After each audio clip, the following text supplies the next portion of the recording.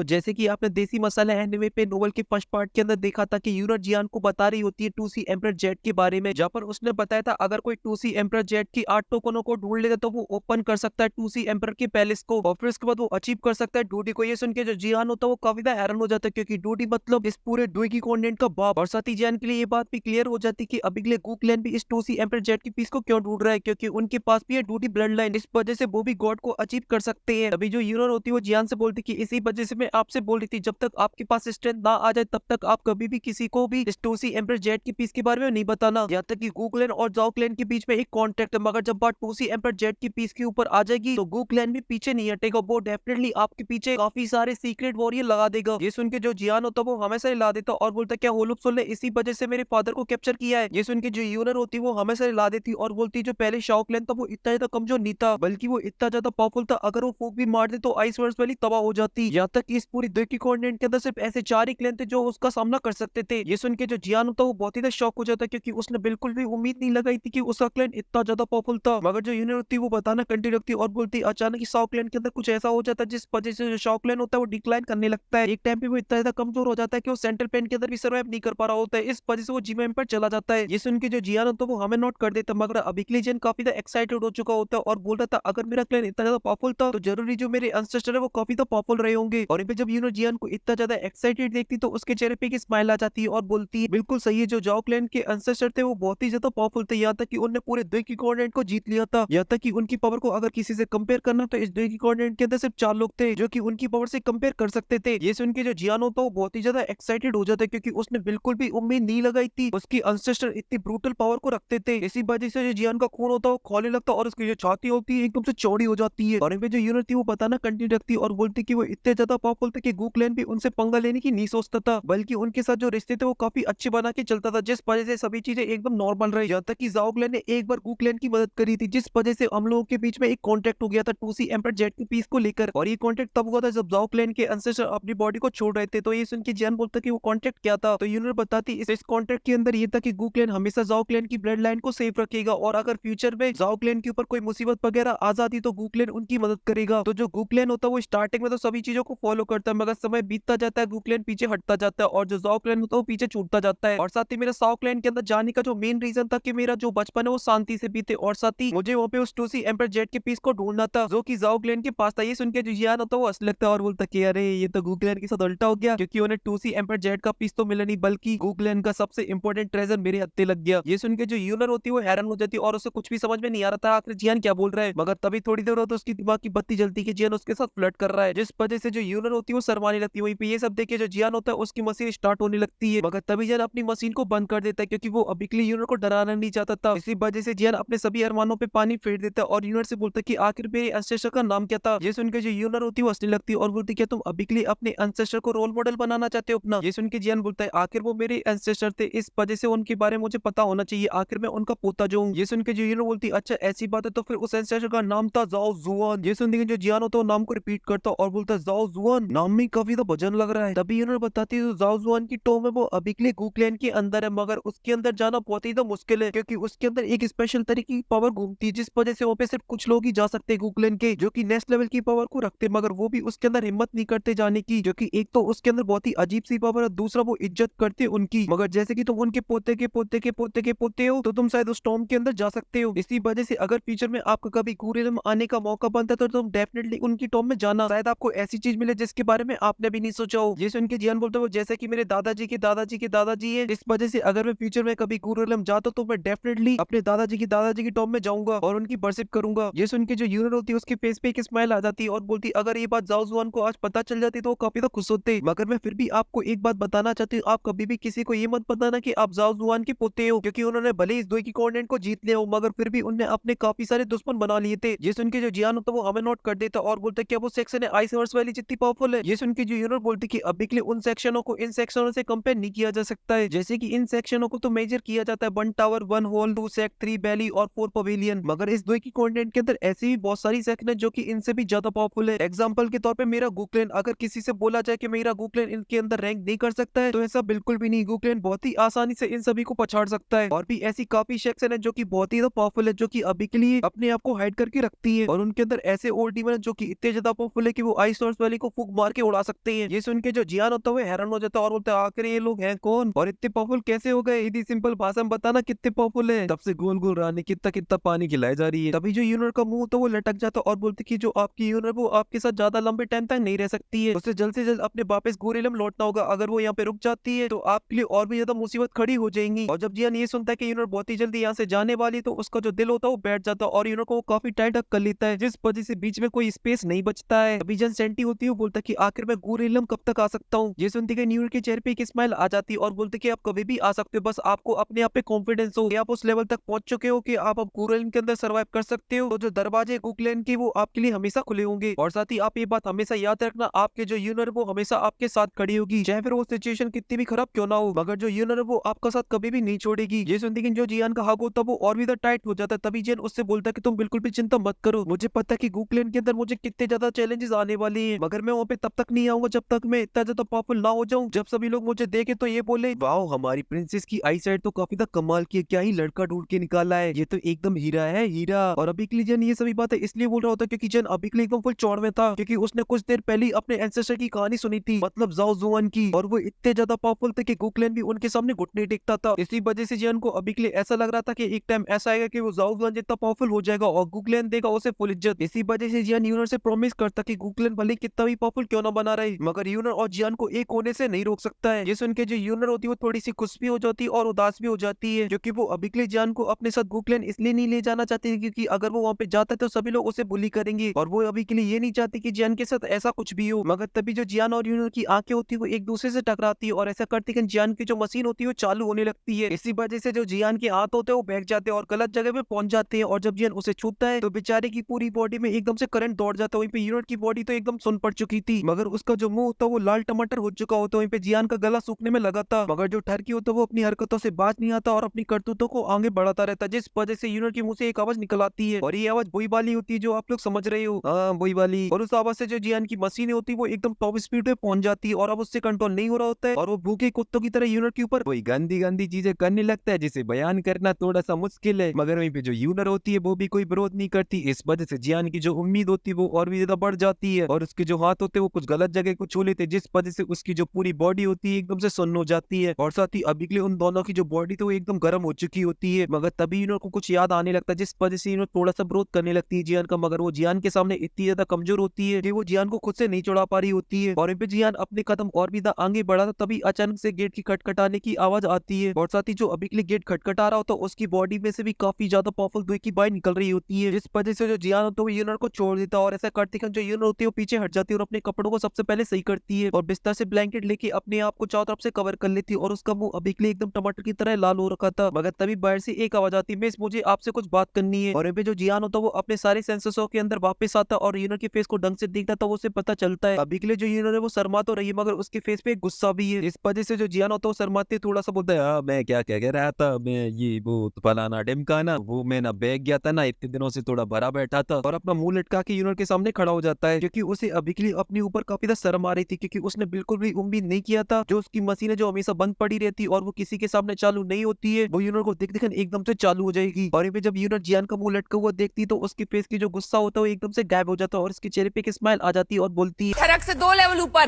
ठरक ठरकी ठरकुल्ला। ये सुनती कि जो जियान होता है वो बोलता है कि तुम इतनी ज्यादा प्यारी जो हो गई हो। ये बोलती कि जो जियान होता है वो फिर से यूनर के हाथ को पकड़ लेता है। ये देखती कि जो यूनर होती है फिर से डर जाती है क्योंकि उसे ऐसा लग रहा था कि जन फिर से वही सब करेगा, मगर जब वो इस बार जियान की आंखों में देखती है तो उसे दिखाई देता है एक प्यार का समुद्र। तो देख के जो यूनर होती है वो नॉर्मल हो जाती है और जियान को झट से एक पुच्ची दे देती है और जब जियान को ये महसूस होता है तो जियान के एकदम से वो सुट जाते। तभी यूनर उसे बताती है मेरे प्यारे जियान अभी के लिए तुम्हारे यूनर की जो ब्लड लाइन है वो एक्टिवेट नहीं हुई है, इस वजह से हम दोनों अभी के लिए आगे नहीं बढ़ सकते हैं। इसी वजह से अगर हम लोग अभी के लिए कुछ भी करते तो ये हमारे लिए काफी ज्यादा मुसीबत खड़ी कर देगा। इसी वजह से प्यारे जन आपको अगली बार के मिलने का वेट करना होगा क्योंकि तब तक मेरी ब्लड लाइन एक्टिवेट हो जाएगी। जिसके बाद ये सुनते हैं जो जियान होता है एकदम से शॉक हो जाता है की तरफ देखता जो कि अभी के लिए लाल टमाटर हो चुकी थी वो भी बड़ी मजेदार, मगर अभी के लिए उसे काफी ज्यादा शर्म आ रही होती इस वजह से वो जियान से अपनी आंखें भी नहीं मिल पाती और जड़ से जियान से हाथ अपने छुड़ाती है और सीधा रूम से बाहर। वहीं पे जो जियान होता है उसकी तो खुशी का कोई ठिकाना नहीं होता और जब मारती है बोलता यस और फिर गेट के बाहर देखता और बोलता अगर ये बुड्ढा फट्टे में टांग नहीं अड़ाता तो आज मुझे वो मौका मिल भी जाता। और ये पे वो दोनों एल्डर थे अभी के लिए एकदम से बावले हो चुके थे, उन्हें काफी ज्यादा डर लग रहा होता है क्योंकि जो उनकी प्रिंसेस थी वो काफी लंबे टाइम से जियान के रूम के अंदर थी, इस वजह से उन्हें इस बात का डर लग रहा था कहीं उनके बीच में कुछ ना हो गया हो क्योंकि उनकी जो प्रिंसेस है वो बिल्कुल भी नॉर्मल नहीं, वो गूकलैंड की एक ऐसी धरोहर है जो हजारों साल बाद गूकलैंड के अंदर पैदा हुई है, क्योंकि उसके अंदर सबसे ज्यादा प्योर ब्लड लाइन है। और अगर आज उन्होंने बॉडी अपनी जियान को दे दी तो गूकलैंड जियान के पीछे पड़ जाएगा और फिर जियान कहीं भी जाके छुप जाए, मगर गूकलैंड उसे नहीं छोड़ेगा यहाँ तक कि ये दोनों एल्डर उनको ही कड़ी सजा दी जाएगी, क्योंकि जो प्रिंसेस है वो गूकलैंड की बहुत ही इंपॉर्टेंट पार्ट है। वहीं पे जो व्हाइट ईयर वाला एल्डर होता है थोड़ा सा शर्माते हुए यूनर से बोलता है कि आप ठीक तो ना, पेशेंट की यूनर हमेशा ला देती, मगर वो अभी के लिए काफी शर्मा रही होती है। मगर जो ब्लैक ईयर वाला एल्डर होता है वो बहुत ही ज्यादा मुंहफड़ होता है, इस वजह से वो सीधा डायरेक्ट यूनर से बोलता है, प्रिंसेस आपके बीच में और मास्टर जियान के बीच में कुछ हुआ तो नहीं। जैसे उनके जो यूनर होती है वो भी काफी हैरान जाते कि ये दोनों बुड्ढे एकदम डायरेक्टली उससे ये सब पूछ लेंगे, मगर तभी यूनर बोलती कि बुड्ढा क्या बोल रहे हो तुम, चलो हटो यहाँ से। ये बोलते कि जो यूनर होती है वो अपने रूम के अंदर चली जाती है। जो व्हाइट कलर का हेयर वाला एल्डर होता है बोलता है अभी के लिए जो प्रिंसेस का ऑरा वो बिल्कुल सेम है, इस वजह से मुझे नहीं लगता कि उनके बीच में कुछ भी हुआ है। ये बोलती कि वो दोनों अपने पसीने को पूछते और व्हाइट कलर के हेयर वाला बोलता कि अच्छा हुआ कि हम लोग यहाँ पे सही टाइम पे आ गए, वरना जो हमारी ठुकाई होने वाली थी उसके बारे में हम लोग सोच भी नहीं सकते। और इसी ठुकाई के साथ ये जो पार्ट होता है वो यहीं पे खत्म होता है। और आप लोग चाहते हैं कि मैं इसका थर्ड पार्ट बनाऊं तो आप लोग मुझे कमेंट के अंदर बता देना। और आप लोग मुझसे पूछ रहे थे कि भाई आप लोगों को यूनर का नया कैरेक्टर कैसा लगा, तो इसके बारे में बस ये बोलूंगा बढ़िया था कैरेक्टर, क्योंकि मैं किसी भी कैरेक्टर को ज्यादातर लुक से जज नहीं करता हूँ। मैं देखता हूँ कि उस कैरेक्टर की मूवमेंट कैसी है और उसके फेस पे सारे इमोशन दिख रहे हैं कि नहीं दिख रहे हैं। जैसे कि हमारी क्वीन मेडुसा, उसके फेस पे आपको हर एक इमोशन देखने को मिलेगा, चाहे वो प्यार का हो, चाहे वो गुस्से का हो, चाहे फिर वो एटीट्यूड का हो, चाहे फिर वो सैड का हो, क्या ही निखर के आता है उसके फेस पे। और फिलहाल के इस वीडियो में सिर्फ इतना ही। अगर आपको इसका थर्ड पार्ट चाहिए तो आप मुझे कमेंट के अंदर बता देना, और वीडियो पसंद आई तो प्लीज वीडियो को लाइक कर देना, साथ ही चैनल को भी सब्सक्राइब कर देना। मैं मिलता हूँ आपसे नेक्स्ट वीडियो में, तब तक के लिए आप सभी को बहुत सारा प्यार।